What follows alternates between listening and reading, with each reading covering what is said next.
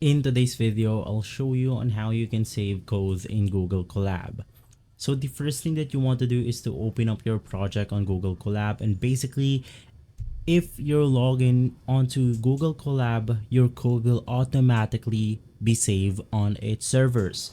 But if you want to save it to your local machine, it's going to be easy because all you have to do is to navigate through the files on your project right here.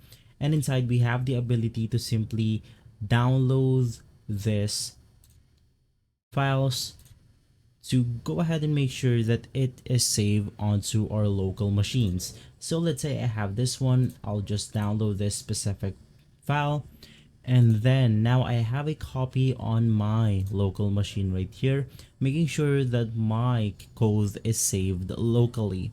But if you're asking to save it on the website itself, basically it will automatically save itself as long as you are logged in onto your account.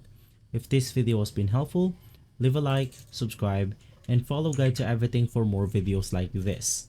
Thanks for watching.